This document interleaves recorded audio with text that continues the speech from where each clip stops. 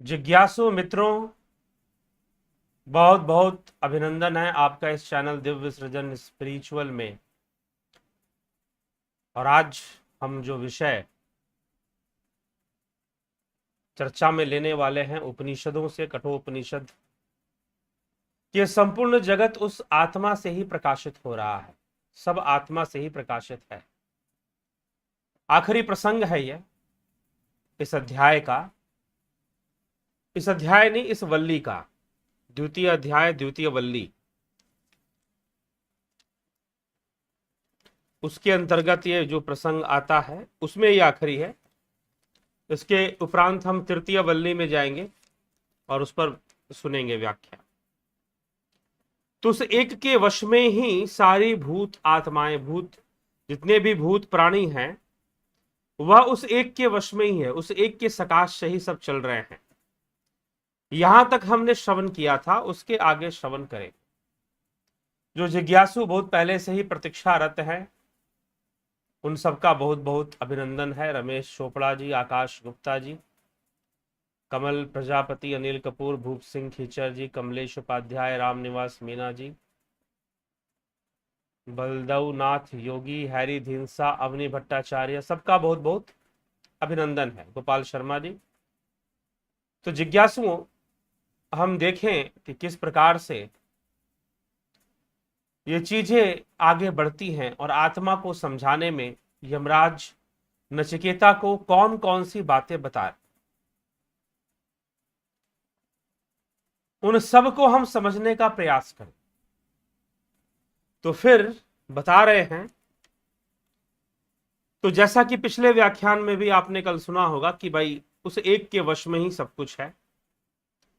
चर्चा करते हुए कहा जा रहा है, नित्यो नित्यानाम चेतन चेतनाना मेको बहुनाम यो विदधाति कामान तमात्मस्थम ये अनुपश्यन्ति धीरा स्तेषाम शांति शाश्वती नेत्रेषाम।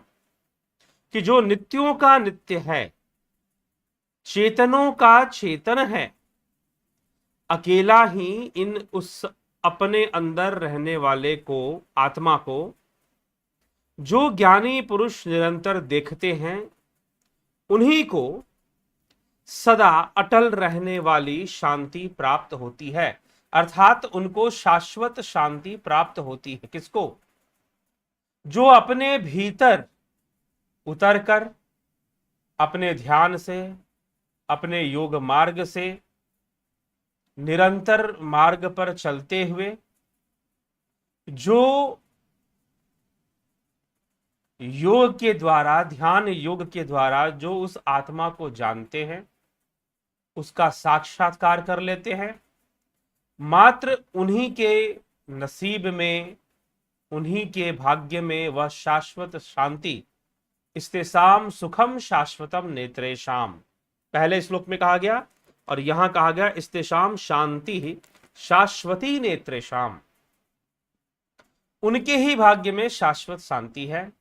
वही शाश्वत शांति को प्राप्त करते हैं जो धर्मस्य तत्वम निहितम गुह्याम महायनो येन गतः सपंथा, जो उस धर्म तत्व को जानते हैं। धर्मस्य तत्वम, यहां पर जो शब्द इस्तेमाल हो तो इस प्रकार से पहले ही बताया जा चुका है। तो जो उसको जानने वाले हैं, जो उसके का साक्षात्कार करने वाले हैं, मात्र वही शाश्वत सुख को प्राप्त कर सकते हैं और मात्र वही शाश्वत शांति को प्राप्त कर सकते हैं। क्योंकि यह संसार नित्य परिवर्तनशील है और वह आत्मा नित्यों का भी नित्य है। क्या कहा गया? नित्यो नित्यानाम चेतना नाम, जो नित्यों का भी नित्य और चेतना का भी चेतन है। अकेला ही इन जीवों के कर्म फल भोगों का विधान करता है, यह भी कहा गया।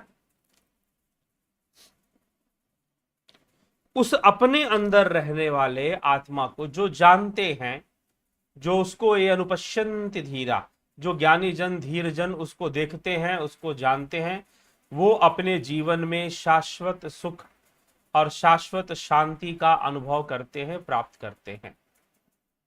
तो नित्यों का नित्य है और चेतन का चेतन है, चेतनों का चेतन, ऐसा कहने का तात्पर्य क्या है? तो नित्यों का नित्य, नित्य क्या है? नित्य क्या है? यह प्रकृति नित्य है, सृष्टि और प्रलय भी नित्य ही है। सर्वदा सृष्टि हो रही है और सर्वदा प्रलय भी हो रहा है। यह प्रकृति भी नित्य ही है, यद्यपि परिवर्तनशील है, इसका परिवर्तनशील होना ही नित्य है। ठीक है, प्रकृति का परिवर्तनशील होना ही नित्य है। ठीक, तो यह नित्यों का नित्य, और फिर कहा गया चेतनों का चेतन, क्योंकि हम संसार के अंदर चेतन के बारे में जब बोलते हैं, चेतन क्या है, तो ज्यादातर लोग जो फिजिकल अवेयरनेस है उसी को चेतन कहते हैं, और इस आधार पर वह कहेंगे कि शरीर में चेतना है लेकिन पत्थर में नहीं है, मूर्ति में नहीं है। ऐसा तर्क लोग देंगे कि शरीर में तो चेतना है परंतु मूर्ति में नहीं है, परंतु पत्थर में नहीं है। ऐसा तर्क लोग दिया करते हैं अक्सरा। तो फिर वह चेतनों का भी चेतन कौन है जो सब में विराजमान है? वह महाचेतन और परम चेतन है। इसीलिए यह संपूर्ण जगत का अस्तित्व ही उस चेतन, उस महाचेतन, उस परम चेतन पर निर्भर है। इंद्रियों के द्वारा हम जो कुछ भी देखते हैं, सजीव निर्जीव, अच्छा बुरा, वह सब का सब उस चेतन, उस महाचेतन पर ही निर्भर है, उस महाचेतन पर ही आश्रित है। तो संपूर्ण जीव जगत, संपूर्ण प्रकृति का आश्रय स्थान है वह आत्मा, वही आदि पुरुष है। उसी को पुरखम महांतम कहा गया। आदित्य वर्णन, तमसा परस्ता, तमस से बहुत परे, अंधकार से बहुत परे। तो नित्यो नित्यानाम, चेतन चेतना नाम, कि नित्य से भी नित्य और चेतन से भी चेतन। तो वह कोई साधारण चेतना जो कि हम शरीर के लेकर हम जो कहते हैं मात्र वो नहीं, वह चेतना भी उसी के द्वारा बनी हुई है, उसी से विकसित हुई है। ठीक है, तो इसीलिए वह जो चेतन है और जो चेतना है, जो परम चेतना, उसकी बात यहां पर की जा रही है। तो चेतनों का भी चेतन उसे कहा जा रहा है जो उसे अपने भीतर जानता है, वह शाश्वत सुख की प्राप्ति करता है। फिर आगे कहते हैं तत् अनिर्दिश्यम तदेति मन्यन्ते अनिर्दिश्यम परमं सुखम कथम नु त्वजित तद्विजानियाम किमु भाति विभाति वा। वह अनिर्वचनीय, तत् अनिर्दिश्यम, अनिर्वचनीय है, परमं सुखम, परम सुख, एतत् यह परमात्मा, यो मनयन्ते, ज्ञानी जन मानते हैं, ज्ञानी जन का ऐसा विचार है, उसको किस प्रकार से मैं भली भांति समझूं? क्या प्रकाशित होता है या अनुभव में आता है? प्रश्न है कि वह अनिर्वचनीय आत्मा जो है परम सुख स्वरूप है। परमम सुखम एतत्, यो ऐसा मानना है ज्ञानियों का, ऐसा विचार है ज्ञानियों का, लेकिन मैं उसे कैसे जानूं? प्रश्न यह है कि मैं उसे कैसे जानूं, मुझे उसका साक्षात्कार कैसे हो, कैसे जाना जाए? तो उसी के क्या वह प्रकाशित होता है? प्रश्न है किमु भाति विभाति वा, विभाति मतलब प्रकाशित होना, किमु भाति विभाति वा, विभाति मतलब प्रकाशित होना, क्या वह प्रकाशित होता है क्या? ऐसा प्रश्न किया जा रहा है। तो उत्तर दिया जा रहा है न तत्र सूर्यो भाति न चंद्र तारकम नेमा विदितो भांति कुतोयम अग्नि तमेव भांत मनुभाति सर्वम तस्य भाषा सर्वमिदं विभाति। न तत्र सूर्यो भाति न चंद्र तारकम नेमा विदितो भांति कुतोम अग्नि तमेव भांत मनुभाति सर्वम तस्य भाषा सर्वमिदं विभाति। वहां ना सूर्य का प्रकाश प्रकाशित होता है, ना चंद्रमा का प्रकाश प्रकाशित होता है, ना ही तारा समूह तारागणों का भी प्रकाश वहां पर नहीं होता है। फिर यह अग्नि कैसे प्रकाशित होती है? अग्नि का प्रकाश भी कहां से? उससे नहीं, स्वयं से नहीं, उसके प्रकाशित होने पर ही सर्वम, सब प्रकाशित होते हैं। उसी के प्रकाश से यह संपूर्ण जगत प्रकाशित है। उसके प्रकाशित होने पर ही सूर्य, चंद्रमा, तारे सभी प्रकाशित होते हैं। उसके बिना कहीं भी कोई प्रकाशित हो ही नहीं सकता। उसके सकाश से ही प्रकृति की संपूर्ण सृष्टि चलती है। उसके सकाश से ही प्रकृति का संपूर्ण कार्य चलता है। ठीक है, तो प्रकृति का संपूर्ण कार्य उसके सकाश से चलता है, उसी के शक्ति से चलता है। इसीलिए सूर्य का प्रकाश हो, चंद्रमा का प्रकाश हो, चाहे तारे गणों का जो तारा समूह है उनका प्रकाश हो, सब प्रकाशित होते हैं उसी के प्रकाश से। ये उसको प्रकाशित नहीं कर सकते। इसीलिए इन इंद्रियों का विषय वह आत्मा नहीं है, इंद्रियातीत है, इंद्रियों से परे है। क्योंकि इंद्रियों से प्रकाशित होने वाला विषय तो मिथ्या है, और वह आत्मा इंद्रियों से प्रकाशित नहीं होता, वह तो ध्यान योग से प्रकाशित होता, वह तो ज्ञान से प्रकाशित होता है। तो जब तक हम निधिध्यासन आदि क्रियाएं नहीं करते, जब तक हम ध्यान योग में मन न लगाएं, तब तक उसका प्रकाशित हो पाना संभव नहीं है। तो प्रकाशित कैसे होगा? ध्यान योग से होगा। जब हम निरंतर ध्यान योग में रमेंगे तो वह आत्मा हमारे घट के भीतर प्रकाशित होना शुरू कर, उसका अनुभव जो कि शाश्वत सुख और शाश्वत शांति को लेकर आए। ठीक है मित्रों, तो यही ये 3 श्लोक इस अध्याय में, इस वल्ली में बचे थे। और कल से हम तीसरी वल्ली और साथ ही साथ कुछ सामाजिक चर्चाएं जो कि लोग प्रश्न में करते रहते हैं, समाज की समस्याओं का समाधान हमें शास्त्रों से मिल पाए, समाज की समस्या का समाधान हमें शास्त्रों से मिल पाए, अध्यात्म से मिल पाए, कैसे संभव हो, इस पर भी आगे कुछ व्याख्यान जरूर आएंगे, इस पर भी आगे कुछ चर्चाएं जरूर आएंगी। तो मित्रों, यह आत्मा, इसको कोई प्रकाशित नहीं कर सकता, यही सबको प्रकाशित करने वाला है, क्योंकि संपूर्ण सृष्टि कार्य इसी के सकाश से चल रहा है। तो इसीलिए सब इससे प्रकाशित है। यह नित्यों का नित्य और चेतना का भी चेतना है, परम चेतना है। तो इस प्रकार से भी बताया गया इस अध्याय के आखिरी श्लोकों में, इस वल्ली के आखिरी श्लोकों में। कल से दूसरे अध्याय के तीसरी वल्ली पर हम प्रारंभ करेंगे, और वह आखिरी अध्याय है कठोपनिषद का। चलिए, आप एक कमेंट और प्रश्नों पे भी चर्चा कर ले थोड़ा।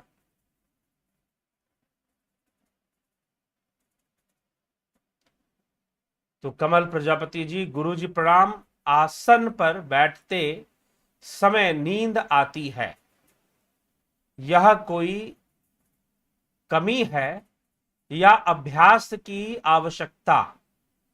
कृपया मार्गदर्शन दें। जी हाँ, उचित प्रश्न है आपका। देखिए, आसन पर बैठते ही नींद आती है। क्यों नींद आती है, इसका कारण जान लीजिए।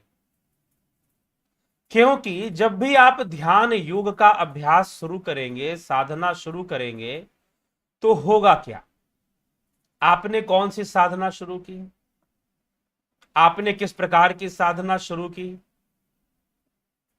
तो उस समय आपने अपने मन को पकड़ने का प्रयास किया। मान लीजिए कि आप मंत्र जाप भी करते हैं या ध्यान आदि क्रियाएं भी करते हैं, तो भी आपने क्या किया? अपने मन को पकड़ने का प्रयास किया, मन को एक जगह लगाने का प्रयास किया। कोशिश किया कि नहीं किया? किया आपने। तो जब मन को प्रयास करेंगे पकड़ने का, तो मन अपनी एक ताकत लगेगी अपोजिट डायरेक्शन में, अपोजिट डायरेक्शन में एक ताकत लगेगी फिर। और मन जो है, पहले क्या होगा कि बहुत सारे विचार आएंगे। कई लोग ध्यान करते हैं, वो कहते हैं कि गुरुजी हम ध्यान में बैठते हैं और फिर लगता है कि ना जाने कहां से इतने सारे थॉट्स आ रहे हैं, विचार आ रहे हैं। वैसे नहीं आते, पुराने पुराने ख्याल आ रहे हैं, वैसे तो बिल्कुल नहीं आते। काम करते रहो, नहीं आते, या फिर ऐसे भी आंख खोल के बैठे हुए हैं, नहीं आते। लेकिन जैसे ही ध्यान करने बैठते हैं तो बहुत सारे ख्याल, कभी कभी तो एक भाई साहब अपना जॉब करते हैं तो बोलते पूरा ऑफिस उठ के सामने आ जाता है, पूरा मेरा कार्यालय उठकर सामने आ जाएगा मेरे। तो इस प्रकार से वो बोलते थे। तो मन, जहां पर भी मन की जो ताकत है वो काम, मन क्या चीज है, मन कितना शैतान और कितना ताकतवर है, यह पता ही तभी चलता है जब आदमी ध्यान योग के मार्ग पर चलता है। उसके पहले नहीं, उसके पहले तो मन के वशीभूत, मनमुखी होते हम। जैसा मन करता है वैसे ही। मन क्या चीज है, मन कितनी बड़ी ताकत है, ये पता ही तब चलेगा जब तुम ध्यान पर चलोगे, ध्यान के मार्ग पर आओगे। उसके पहले पता नहीं चले। चलो, विचार उचार आने शुरू हुए, कुछ कई बार बहुत नकारात्मक, नेगेटिव वे में भी रिएक्शंस आते हैं। नेचर का ही रिएक्शन है, माइंड के रूप में आ रहा है। फिर क्या होगा, मन के पास कई रास्ते हैं, आपको ध्यान के ना लगे ध्यान, फिर आपको नींद भी आएगी। तो कई बार नेगेटिव इंपैक्ट भी हमारे ऊपर होते हैं, हमारी ऑरा भी अनक्लीन होती है कई बार, और नकारात्मक विचारों से भी हम घिरे होते हैं। और फिर जब मन देखेगा कि भाई यह व्यक्ति विचारों पर थोड़ा कंट्रोल कर लेता है, तो मन एक और हथियार आपके सामने इस्तेमाल करेगा, नींद का। कितना भी सोए हुए हो, अगर ध्यान में बैठोगे तो नींद आ जाएगी, नींद जरूर आ जाएगी ध्यान में बैठकर। तो यह मन की स्थिति है, मन इस प्रकार से काम करता है, वो एक रिएक्शन देगा। तो नींद आपको आती है तो ऐसा नहीं कि आपको ही आती है। आज तक जितने भी साधक हुए वो सब इस स्टेजों से गुजरते हैं, वो सब इन स्टेजों से गुजरते हैं, नींद उनको भी आती थी। अर्जुन जैसा धनुर्धर जिसकी एकाग्रता कितनी तीव्र है कि शब्द भेदी बाण चलाना जानता था, अंधेरे में आंखों पर पट्टी बांधकर अभ्यास करता था वो। लेकिन जब भगवान कृष्ण ने गीता में कहा कि अपने मन को लगा, अपनी बुद्धि को, मन को मुझ में लगा, अर्जुन कहता है चंचलम ही मना कृष्ण प्रमाथि बलवदृढ़ तस्याहम निग्रहे मन्ने वायुरीव सुदुष्करम। कि हे कृष्ण, मन बहुत ही चंचल है, चंचलम ही मना, कृष्ण प्रमाथि बलवदृढ़, बड़ा प्रमाथी है, बड़ा बड़ा बलवान है, बलवदृढ़ तस्याहम निग्रहे मन्ने, इसका निग्रह करना तो वायु को पकड़ने के समान है। जैसे वायु को बांधने का काम हो, ऐसा इसका निग्रह करना है, मुझसे संभव नहीं हो रहा।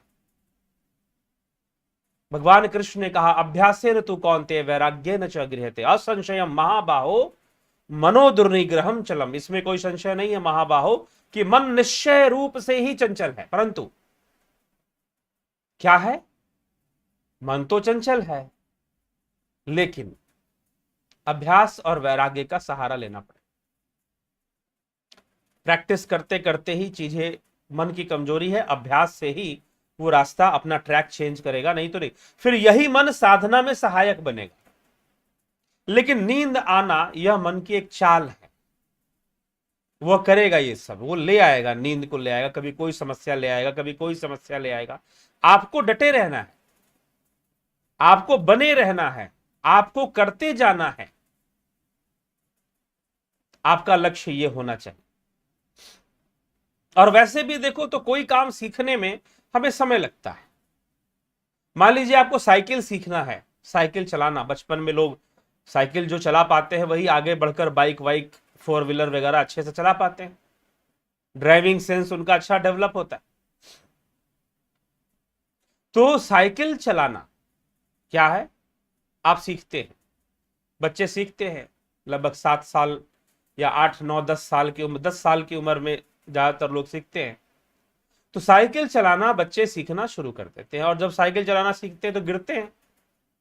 और अगर कोई ये सोचे कि भाई मैं तो गिर रहा हूं, अब नहीं सीखूंगा, मैं अब नहीं करूंगा, तो ये कोई विकल्प नहीं है, ये कोई विकल्प नहीं है। अगर उसे साइकिल का लाभ उठाना है तो उसे सीखना ही पड़ेगा। गिरने के बाद भी उसे गिर गया, चोट लग गई, 2 दिन नहीं चलाएगा, लेकिन तीसरे दिन फिर उसे साइकिल पकड़कर चलाना।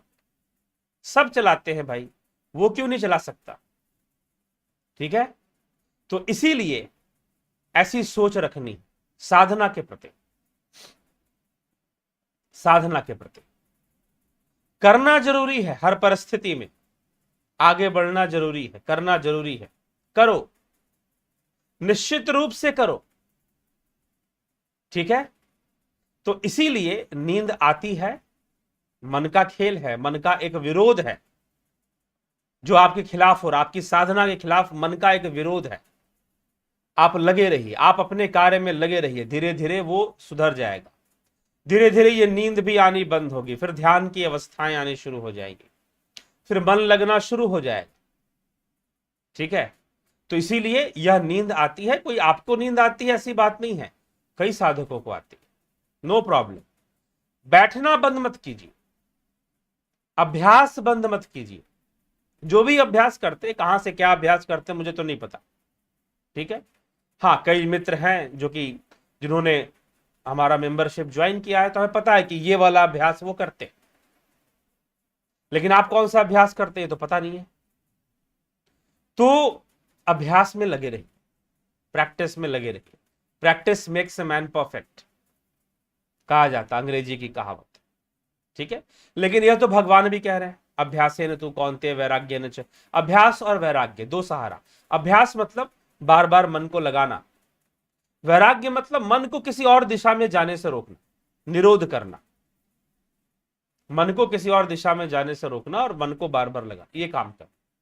बाहर से चीजों का त्याग कर देना, बाहर से कुछ चीजों को छोड़ देना, जी नहीं, ये वैराग्य नहीं।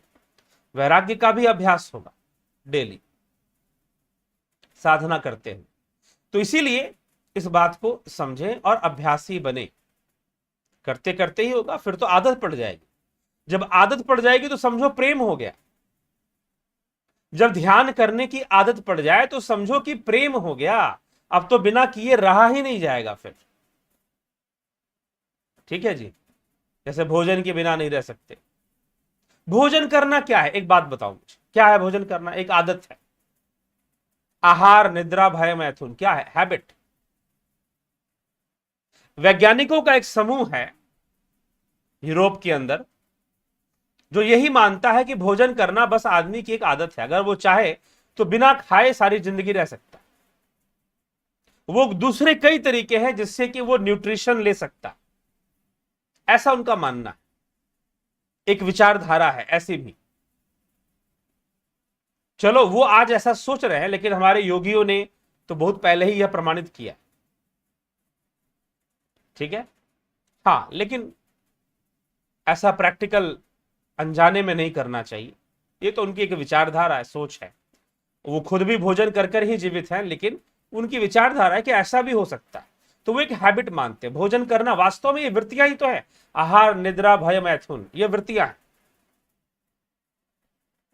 इन वृत्तियों में आसक्ति है, और आसक्ति होने के कारण बंधन है, और उस बंधन के कारण ही हम ये सारे कर्म करते हैं और हमको लगता है कि इसी में आनंद है। जी नहीं, इसमें कोई आनंद नहीं, विवशता है, मजबूरी है कि हमें भोजन करना है, हम विवश हैं। हमको एक एक दृष्टिकोण से देखिए। अभी पीछे में किसी मित्र से मिला था, तो उनकी एक समस्या, उनके परिवार के लोगों ने संपर्क किया कि आप कुछ बता सकते हैं, कुछ ग्रहों को देखकर या कुछ ऐसा बता सकते हैं जिससे कि इस व्यक्ति को शांति मिले। कम उम्र, छोटी उम्र, कोई बहुत बड़ी उम्र भी नहीं, कैंसर हो गया गले का। अब सोचो कि आप कितने बड़े गुलाम हो।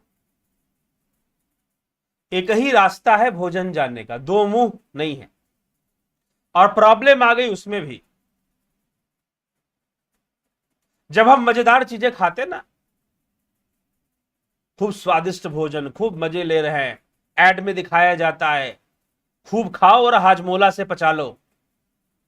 आप देखते हैं ना कितना अट्रैक्टिव वे में एड बनाए जाते हैं, मसालों के ऐड आते हैं, एमडीएच, एवरेस्ट, क्या क्या ऐड आते हैं। और हम अपने मन मर्जी का भोजन कर कर सोचते हैं कि हम अपनी मन मर्जी की जिंदगी जी रहे। सच्चाई यह है कि शरीर एक कारागार है। थोड़ी सी समस्या क्या हो गई, खाना पीना सब बंद, दूसरा कोई रास्ता नहीं कि अंदर डाल सको भोजन और स्वाद का आनंद उठा सको। डॉक्टरों ने क्या किया, यहां पर छेद किया गले में, एक पाइप, फूड पाइप डाला, बेचारे को शरीर चलता रहे इसलिए भोजन वहां से डाला जा रहा है, लिक्विड फूड। ये स्थिति। फिर तुम फंस जाते हो निद्रा में, मैथुन में। तुम्हें लगता है तो प्रकृति की कितनी बड़ी व्यवस्था है, कितना यह प्रकृति जो है ना, जैसे किसी आदमी को उसको गुलाम बना दिया गया हो, एकदम उसकी गर्दन पकड़ ली गई, उसके हाथ पैर जैसे बांध लिए गए हो और जैसे चलाया जाए वैसे ही चल रहा हो, उसके पास अपना कोई विकल्प नहीं है। तो मनुष्य के पास कोई विकल्प नहीं है। तुम्हें लगता है कि स्त्री पुरुष संग में आनंद है, आनंद नहीं, तुम्हारी मजबूरी है। यह प्रकृति तुम्हारे ऊपर इतना दबाव बनकर रखती है कि तुम विपरीत लिंग के प्रति आकर्षित होते। यह प्रकृति के दबाव है। सच तो यह है कि यह आपकी परतंत्रता है कि आप संसार की चीजों से आकर्षित होते हो क्योंकि आप परतंत्र हो। तो यह बहुत बड़ी परतंत्रता है जीव के लिए। तो इस परतंत्रता को कोई तोड़ पाए, तो वैसे ही निद्रा भी एक तरह की परतंत्रता है, परवशता है। भोजन करना, सुंदर स्त्री के पीछे भागना या स्त्री का किसी पुरुष के पीछे, ये सारी की सारी आपकी मजबूरियां मात्र है। लेकिन तुम इसी को आनंद मान लेते हो। यहां समस्या, यहां पर तुम इसी को सुख मानकर बैठे हो, इसी को आनंद मानकर बैठे हो। जरा सी गड़बड़ी आ जाए सिस्टम के अंदर, सब बंद हो जाता है। हाँ, जरा सी सिस्टम में गड़बड़ी आ जाए, सब बंद वहीं पर। तो सत्य तो यह है कि तुम्हें भूख लगती है और तुम अपने आप को परतंत्र महसूस करो कि ये कब तक भूख लगती रहेगी, कब तक मैं संसार के प्रति आकर्षित होता रहूंगा और तृष्णामयी जीवन जीऊंगा। भोगे न भुक्ता वयमेव भुक्ता, तृष्णा न जड़ना वयमेव जड़ना। कब तक मैं इसके लिए परतंत्र अनुभव करता रहूंगा स्वयं को। कभी स्वयं से बैठकर चर्चा करनी चाहिए, स्वयं से पूछना चाहिए, मैं इतना विवश हूं।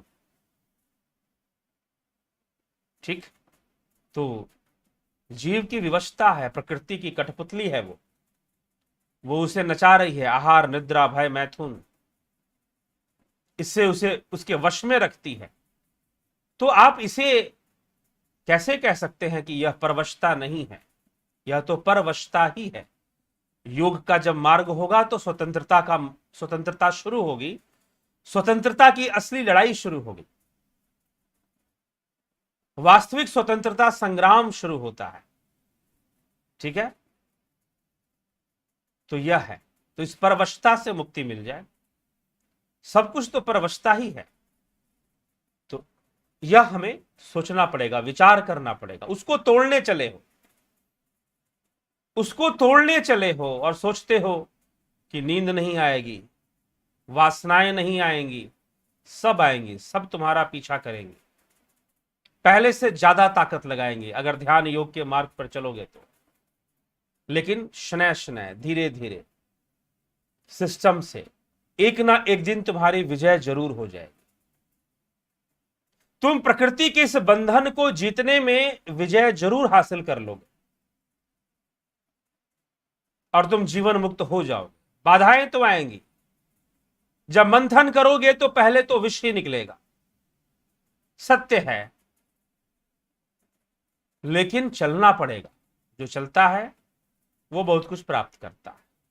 तो अभ्यासरत रहना पड़ेगा, अभ्यासी बनना पड़ेगा। और बहुत गंभीर होकर भी नहीं, अपनी एक प्रैक्टिस में ले आओ कि डेली बैठना ही है,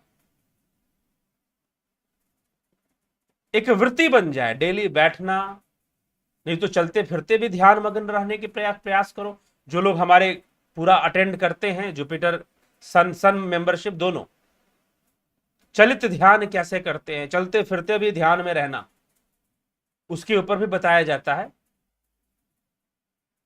तो चलते फिरते हमेशा ऐसी अवस्था में सहज बना लो, जैसे आपके लिए खाना पीना है, जैसे आपके लिए सोना जागना है, वैसे ही ध्यान करना हो जाए। कुछ लोग कई बार बहुत ज्यादा इसको इतना कठिन और सीरियस बना देते हैं कि फिर लगता है कि हो ही नहीं सकता। जी नहीं, जैसे हो, जिस अवस्था में हो, शुरुआत तो करो, स्टार्ट तो करो, कम से कम शुरुआत तो करो। और जब तक शुरुआत ही नहीं करोगे तब तक आगे के बारे में जानकर क्या करना, आगे के बारे में क्या समझ में आएगा, कुछ समझ में भी नहीं आने वाला फिर तो। ठीक है, यही चीज है।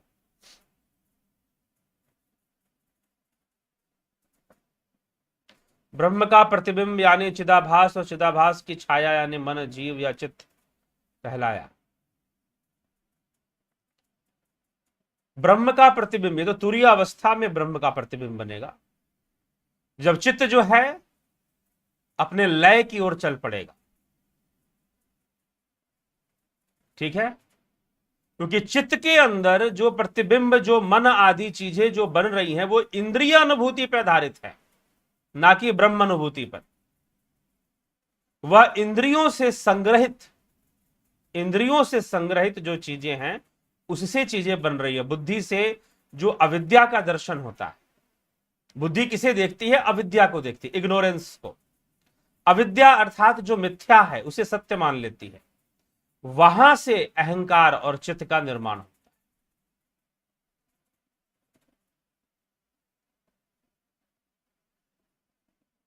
क्या प्रकृति के 3 गुण स्वयं ब्रह्मा विष्णु महेश है? जी हाँ, उनका मानवीकरण करके ऐसा कहा जाता है, लेकिन गुण तो गुण है, गुण हर जगह है, हर वस्तु में है, प्रत्येक वस्तु में 3 गुण है। कोई भी वस्तु इन 3 गुणों से परे नहीं है संसार के अंदर, चाहे वृक्ष हो, चाहे पत्थर आदि हो, चाहे नदियां हो, चाहे कोई मनुष्य हो, संपूर्ण प्रकृति में यह 3 गुण विद्यमान है। इन 3 गुणों से परे कुछ भी नहीं। ठीक, तो ब्रह्मा विष्णु महेश कहा जाता है, ऐसा एक परिकल्पना है कि ब्रह्मा जी रजोगुण के प्रतीक, शिव तमो और विष्णु सतोगुण, इस एक परिकल्पना मात्र है ये। ठीक है, इसको ऐसे ही समझे, लेकिन उनमें भी अपने अपने 3 गुण हैं। शिव के अंदर भी सतोगुण है, जब वो माता पार्वती को ज्ञान देते हैं तो सतोगुण, क्योंकि सतोगुण ज्ञान का कारक है, तमोगुण भोग का, स्थिरता का कारक है, अकर्मण्यता का कारक है, और रजोगुण कर्म का कारक है। ठीक, सतोगुण ज्ञान का, रजोगुण कर्म का, और तमोगुण स्थिरता का, इनर्शिया जिसको हम बोलते हैं, इनर्शिया स्थिति का कारक है। स्थिति का कारक तमोगुण। किसी भी वस्तु की स्थिति तमोगुण से बनी है, ध्यान रखिएगा। किसी भी वस्तु की अगर स्थिति बनी हुई है तो वो तमोगुण के कारण बनी हुई है। तो स्थिति तमोगुण से स्थिति बनती है, तो ये बात ध्यान रखिएगा। तो भगवान विष्णु अगर किसी का पालन पोषण भी करते हैं तो वो भी इन 3 गुणों के वशीभूत है। तो ये कह देना कि मात्र वो सतोगुण के कारक हैं, तो फिर पालन हारे कैसे है? वो पालन कैसे करते हैं फिर? क्योंकि पालना में तो स्थिति को बना के रखना पड़ता है, और स्थिति में रहना ये तमोगुण है, इनर्शिया जिसे हम कहते हैं अंग्रेजी में। इनर्शिया मतलब कोई भी वस्तु अपने आप को अपनी स्थिति में बनाए रखना चाहती है। न्यूटन थर्ड लॉ भी इसको कहा जाता है। तो जो वस्तु चलायमान है वो अपने आप को चलायमान रखना चाहेगी, जो रुकी हुई है वो अपने आप को स्थिर रखना चाहेगी, तो अपनी स्थिति को बनाए रखना चाहती है। यही तमोगुण है। जैसे हमारे कई मंत्री जी, नेताजी लोग नहीं चाहते कि उनका पद छूटे, और उसके लिए जितना भी खेला खेलना है, आजकल आप न्यूज में खूब खेला खेला सुनते होंगे, तो उसके लिए जितना भी खेला खेलना है वो लोग खेलते हैं। तो यह जो स्थिति है कि हमें अपना बना के रखना है, या वो तमोगुण है। तमोगुण भोग का कभी कारक, भोग नहीं, स्थिति और भोग दोनों उसी में आ जाते हैं। भोग तभी संभव है जब स्थिति होगी। तो तमोगुण स्थिति या कारक है। तो शिव के अंदर भी तीनों गुण है, विष्णु के अंदर भी तीनों गुण है, और ब्रह्मा के अंदर भी तीनों गुण है। ब्रह्मा जी ने जो प्रथम सृष्टि की वो सतोगुण के वशीभूत की, फिर उन्होंने रजोगुण अहंकार के वशीभूत प्रजापति दक्ष को जन्म दिया था, रजोगुण के वशीभूत। ठीक है, तो ये चीज है। कलयुग में तमोगुण के वशीभूत सृष्टि होती है। तो इस प्रकार से, तो ऐसा नहीं कि विष्णु जी के अंदर तीनों गुण ना है या ब्रह्मा के अंदर तीनों गुण नहीं। हाँ, कुछ विद्वानों की या कुछ कथाकारों की ऐसी परिकल्पना है, कुछ संस्थाओं की भी ऐसी परिकल्पना है। ठीक है, बस। लेकिन इन तीन गुणों से परे संसार का एक तिनका भी नहीं है, ध्यान रखिएगा। सबके अंदर ये तीन गुण विद्यमान।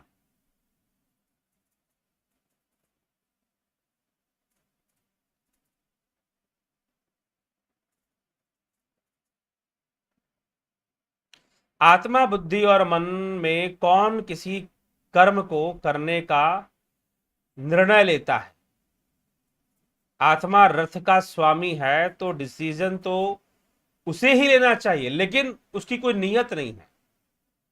क्यों नियत नहीं है? क्योंकि रथ की जो गति है, रथ की जो दिशा है वो बिगड़ी हुई है, अनियंत्रित है। इसलिए आत्मा को अनइंटेंशनल कहते हैं, नो इंटेंशन। क्योंकि सारथी, बुद्धि रूपी सारथी आत्मा की ओर नहीं देखता, वो बाहर देख रहा है, वह घोड़ों की ओर देख रहा है। घोड़े इंद्रियां हैं। ठीक है, इसलिए बुद्धि को कहा गया बुद्धि अविद्या देखती है। बुद्धि अविद्या देखती है, उसी अविद्या से अहंकार की उत्पत्ति होती है। ठीक है, तो कंट्रोल आत्मा के हाथ में होना चाहिए, ये आपको लाना पड़ेगा। इसलिए तो आपको ध्यान योग करने की जरूरत है। ध्यान योग की आवश्यकता क्यों है? इसीलिए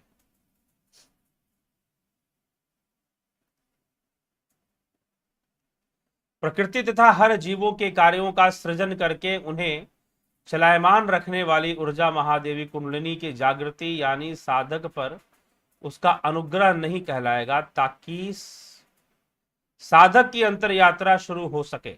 जी हां, अदामीय क्या पार ब्रह्म का प्रथम रूप नारायण है, मान सकते हैं। शिव महापुराण के अनुसार पंचानन शिव हैं। ठीक है, तो इसीलिए इसके लिए मत लड़िए कि प्रथम रूप कौन है। उपनिषद इसकी चर्चा ही नहीं करते। उपनिषद बताने में लगे हैं कि कैसे भी उस आत्मा तक पहुंचिए, और आप अपने निधि ध्यासन से भीतर में अंतर्मुखी होकर ही आप पहुंचेंगे। अंतर्मुखी होकर ही आप पहुंचेंगे। ठीक है,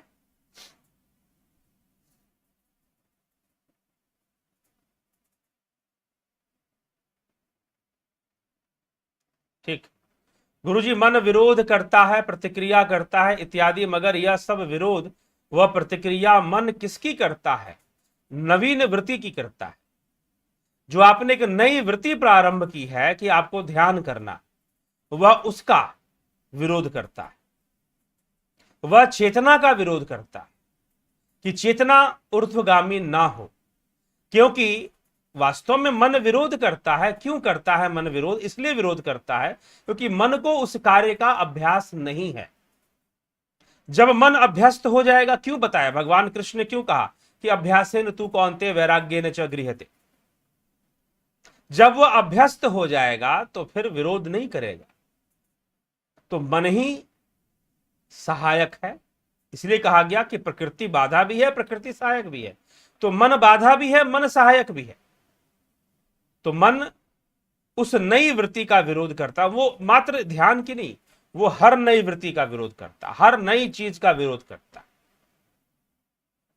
अभी पीछे कुछ ऐसी एक घटना घटी। एक परिवार था जो कि बड़े दिक्कत में रहता था, बड़े किल्लत में अपना जीवन जी रहा था। छोटा सा बहुत घर, 2 कमरे का, और वो भी बहुत ढलने वाला, मतलब कि दीवारें और छतें खराब हो रही थी घर की। माता पिता ने बहुत पढ़ाया लिखाया बच्चों को, एक बेटी एक बेटा, पढ़ाया लिखाया। बेटी ने नौकरी करना शुरू कर दिया, इंजीनियरिंग की पढ़ाई कर ली, कैसे भी पढ़ने में अच्छी थी, और अच्छी नौकरी मिल गई, अच्छा पैसा आ गया। और फिर उन्होंने एक बड़ा सा फ्लैट ले लिया, घर ले लिया, 3 BHK, 3 BHK फ्लैट ले लिया लड़की की कमाई से, और वहां जाकर रहने लगे। चलो जी ठीक है, रहने लगे। और फिर एक दिन ऐसे ही मिलना हुआ, बातचीत हुआ। मैंने पूछा कि अब कैसा लगता है वहां पर, तो बड़ा अच्छा होगा, बड़ा बड़ा खुला खुला। कि जी हाँ, खुला खुला तो है, लेकिन मन नहीं लगता वहां। मन तो 30 साल से एक जगह पर, वो छोटे से घर में, छोटे छोटे 2 कमरे, उसमें 30 वर्षों से हम रह रहे थे। और अब यहां आ गए, बड़ा बड़ा है, खुला खुला है, लेकिन फिर भी मन नहीं लगता। बार बार उस अपने छोटे घर की बार बार याद आती। कभी कभी महसूस होता है कि शायद वहां ज्यादा बेहतर थे। तो मन है। मैंने कहा कुछ दिन और रह लोगे, 2-3 साल बीत जाएंगे, यहां भी मन लगने लगेगा। मन है भैया।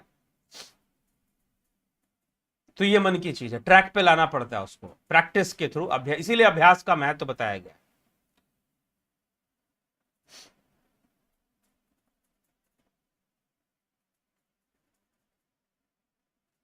वो जो स्वयंभू है, वो क्या शक्ति, चेतना और आत्मा किसमें गति करते हैं भैया, सब उसी से विकसित है।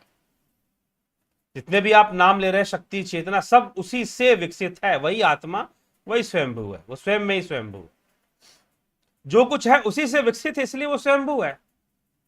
उसके परे कुछ भी नहीं है। जो चीजें बन रही हैं उसी से बन रही हैं, वही तत्व है। वही तत्व है जिससे सब बन रहा है।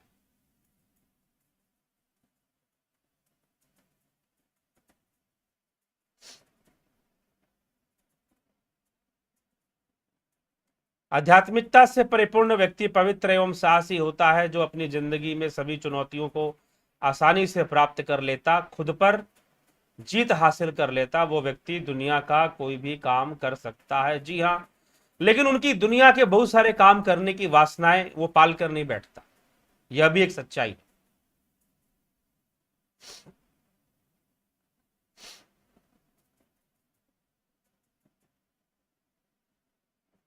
मैं आपके मार्गदर्शन से आभारी हूं, आपके, ठीक है जी।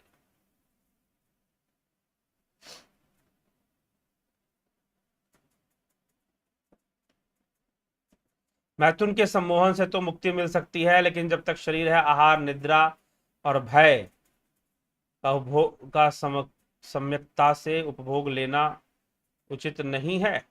सब पर सबसे विजय मिल सकता है, वो स्तर आने की आवश्यकता है, उस लेवल पर पहुंचने की जरूरत है, निरंतर अभ्यास करते करते।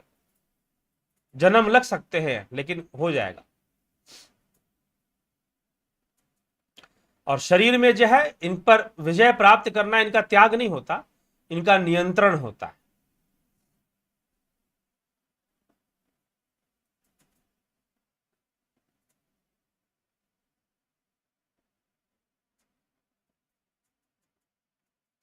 सर, मुझे तुरीय अवस्था का एक्सपीरियंस हुआ है, क्या यह दोबारा घटित नहीं हो सकता? करिए, जैसे आपने किया था वैसे करिए दोबारा। कोई साधना ध्यान के द्वारा करिए, क्योंकि बिना ध्यान के तो तुरीय प्राप्त नहीं होता। तो करिए, फिर ध्यान कीजिए, अभ्यास कीजिए, और उसी में रहिए। योगी तो कहते हैं उसी में रहिए, उसी में रहते हुए संसार में को के लिए कुछ कर्म कीजिए। ठीक है, करिए।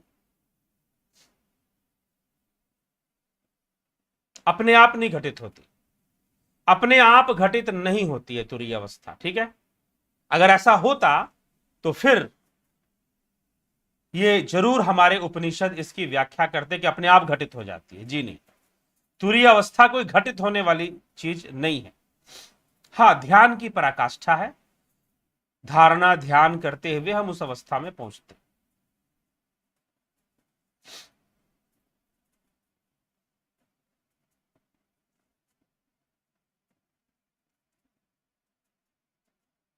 तत्सत।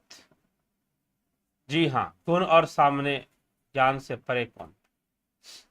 आत्मा ही गुण और ज्ञान से परे है।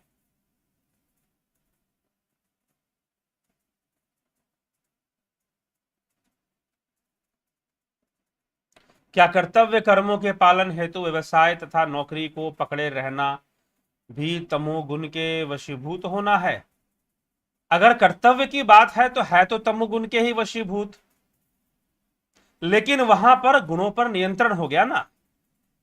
अगर आपकी इच्छा नहीं है, जैसे अर्जुन की इच्छा नहीं कि युद्ध करे, लेकिन उसका कर्तव्य है कि उसे युद्ध करना है, तो फिर वो अपने मन को मारकर भी युद्ध कर रहा है, अपने कर्तव्य का पालन कर रहा है। अब उसमें तमोगुण है या फिर जो भी है वो है। एक बार ठाकुर रामकृष्ण परमहंस अपने मंदिर के अंदर वो खीर का प्रसाद चढ़ता था, खीर का प्रसाद। अब उन्हें खीर बहुत पसंद थी, वो झगड़ा कर कर लोगों से खीर खीर लेकर खाते थे और सबसे ज्यादा खाया करते थे। मीठे के प्रति इतनी आसक्ति देखकर नरेंद्र नाथ दत्त स्वामी विवेकानंद, उन्होंने प्रश्न कर दिया कि ठाकुर आपको तो मीठे से बड़ी आसक्ति। मैं देखता हूं कभी कभी आप खीर खाते हैं और कभी कभी आप अनावश्यक क्रोध भी करते हैं। कभी तो ज्यादातर तो आप प्रसन्न चित्त रहते हैं, सौम्य ही दिखाई देते, लेकिन कभी कभी क्रोध भी कर देते। तो ठाकुर ने कहा कि बना के रखना पड़ता है, इन तीनों गुणों के साथ बनाकर रखना पड़ता है ताकि समाज का कल्याण हो सके। तो कर्तव्य के वशीभूत जब किया जाता है तो वह दुर्गुण नहीं कहलाता, फिर वह जो है वह तो उसकी आवश्यकता है कर्तव्य के वशीभूत जब किया जाता है तो ठीक है। लेकिन खुद को जांच लें कि कितना कर्तव्य, क्योंकि आसक्ति कई प्रकार की होती है। अकर्मण्यता भी एक आसक्ति है कि हम कुछ करेंगे नहीं, ठीक है, तो वो फिर किस में चली जाएगी कि आदमी कुछ करना नहीं चाहता। और रही बात साधना की, ध्यान की, तो उसकी अपनी गति है, उसका अपना तरीका है आगे बढ़ने का, वो बहुत अभ्यास मांगता ही मांगता है। इसीलिए इसीलिए कृष्ण क्या कहते हैं कि सब कुछ करते हुए, और मात्र कृष्ण नहीं, मात्र कृष्ण ने ही नहीं, बाकी ऋषियों मुनियों ने भी ये बात कही है कि हंसते हुए, खेलते हुए, खाते पीते, चलते फिरते ध्यान करो। हर कर्म करते हुए तुम साथ में उसमें भी डूबने की लय बना कर रखो। हर कर्म करते हुए भी उसमें भी लय बनाकर रखो।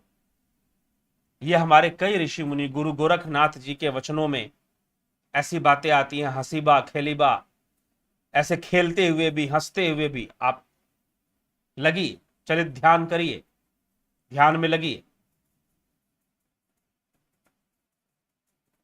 ठीक है। तो यही हमें इस बात को समझना है और चलना है, ठीक है मित्रों। सर क्या तुरीय अवस्था और एस्ट्रल ट्रैवल एक ही है चीज है? जी नहीं, एस्ट्रल ट्रैवल तो कुछ है ही नहीं। पहली बात तो ये, एस्ट्रल ट्रैवल पर जो आप प्रश्न करते हैं, एस्ट्रल ट्रैवल तो कुछ है ही नहीं। एस्ट्रल ट्रैवल नामक वैसे कोई चीज नहीं होती है। जो ट्रैवल है वो सूक्ष्म शरीर का है। और एस्ट्रल बॉडी किसे कहते हैं? जो प्राण शरीर है, जो वेस्ट में जिसे एस्ट्रल बॉडी कहा गया है, वो हमारे प्राण शरीर को ही एस्ट्रल बॉडी कहा गया। सूक्ष्म शरीर अलग चीज है, प्राण शरीर अलग चीज, ठीक है। तो ये समझ लीजिए, उसको एस्ट्रल बॉडी कहा गया है। इसलिए जाकर कभी डेफिनेशन पढ़ लीजिए गूगल के ऊपर, astral body, what is astral body. Astral body सूक्ष्म शरीर नहीं होता। और तुरीय अवस्था का भी ये, हाँ, कई बार लोगों को मैंने ऐसे कई बार बताया है, आप अगर रेगुलर सुनते हो तो मैंने कई बार बोला, ऐसे लोगों को अनुभूतियां हो जाती हैं कि उनकी मृत्यु हो गई है और मरने के बाद वो अपने ही शरीर को देख रहे हैं। ऐसी अनुभूतियां तुरीय अवस्था नहीं होती, ऐसी अनुभूतियां तुरीय अवस्था नहीं होती, ये ध्यान रखिएगा, ठीक। मगर लहरी महाशय ने संसारी होकर पहुंचे थे, फिर उन्होंने तीनों गुणों से मुक्त कैसे रहे, उन पर नियंत्रण रखा अपना, वो तो मुक्त थे ही, और 3 गुणों को बनाते हुए उन्होंने अपने जीवन को कुछ समय तक चलाया जब तक लोगों का कल्याण करना था। ठीक है, ये चीज है, ये तो ध्यान से संभव होगा, करना पड़ेगा।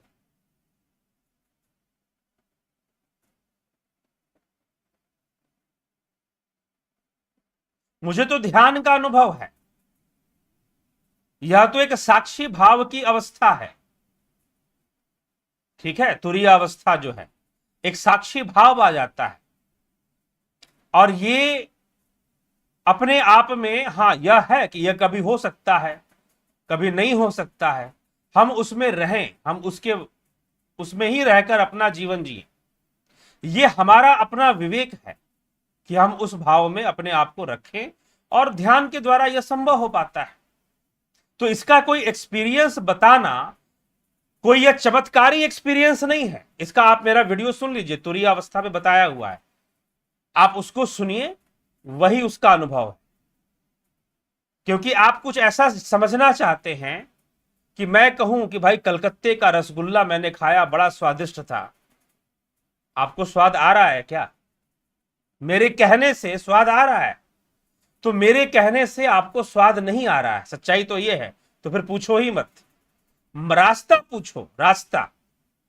ठीक है जी, चलिए, और रास्ता ध्यान योग है, वही करना पड़ेगा, दूसरा कोई विकल्प नहीं। जब तक परमात्मा और भगवान और ईश्वर में संपूर्ण विश्वास नहीं होगा, तब तक कोई भी ज्ञान, चाहे आत्मा का ही ज्ञान, किसी काम का नहीं है। विश्वास क्या? विश्वास अनुभव से ही होगा, विश्वास मार्ग पर चलकर ही होगा। ठीक है, अविश्वास, स्वामी विवेकानंद जी को पूर्ण अविश्वास, रामकृष्ण परमहंस के ऊपर, ईश्वर के अस्तित्व के ऊपर, हर चीज पर अविश्वास किया। ठीक ना, आप कभी पढ़े स्वामी विवेकानंद को, हर वस्तु पर, हर विषय पर अविश्वास किया, चैलेंज किया, और जान गए, चीजों को जान गए। तो ये चीज,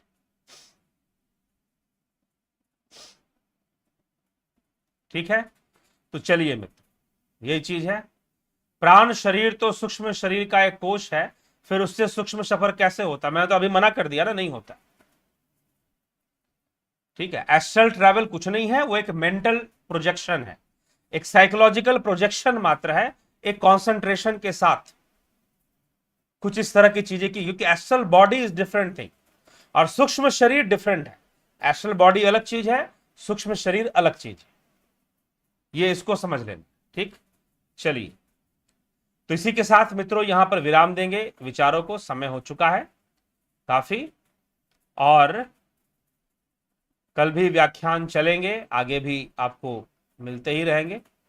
सामाजिक विषयों पर भी कई चर्चाएं चलेंगी धीरे धीरे।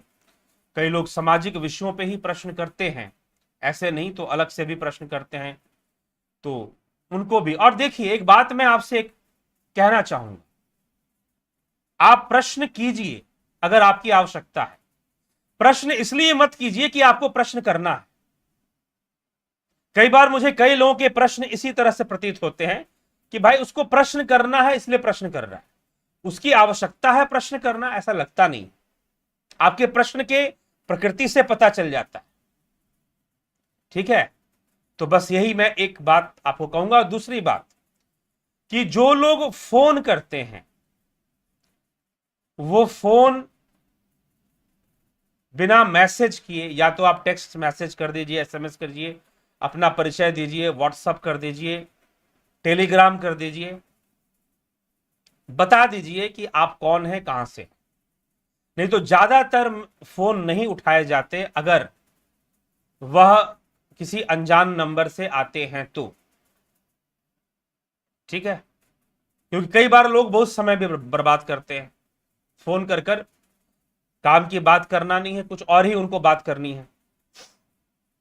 तो इसीलिए फोन जो लोग करते हैं वो निश्चय ही पहले एक बार सूचित करें कि वह क्या चर्चा करना चाहते हैं, क्या बात करना चाहते हैं, यह आपको, फिर आप तभी आप बात करिए, बताकर ही। ऐसे ही कभी भी किसी समय आप फोन करेंगे तो आपका फोन संभवतः रिसीव, कई लोगों का रिसीव नहीं भी होता, कई लोगों का हो भी जाता है।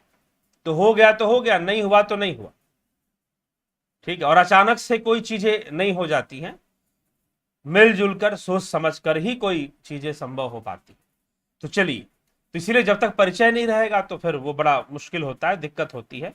और फिर कोई भाई साहब आ गए और फिर क्या विषय पे उनको चर्चा करना है, कोई विषय कुछ और, तो ऐसे कई बार लोग फोन कर देते हैं। तो इसीलिए ये थोड़ी सी इसमें और कड़ाई बरती जा रही है आजकल।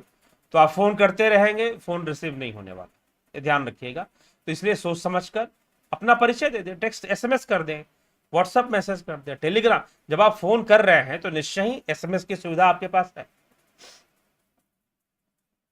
आप व्हाट्सएप नहीं करते हैं या फिर आप टेलीग्राम नहीं करते हैं, एसएमएस तो कर ही सकते हैं। तो कर कर ही, अगर नहीं उठा तो फिर नहीं उठा, अगर उठ गया तो उठ गया। और समय लेकर फोन करना ज्यादा सही रहता है, तो हम पूरा समय भी देते हैं। तो इसी के साथ मित्रों विराम देंगे, और जो कोर्स आदि कर कर लाभ उठाना चाहते हैं, कई लोग लाभ उठा रहे हैं, आप भी लाभान्वित हो, ठीक है। बहुत बहुत आभार आप सभी का।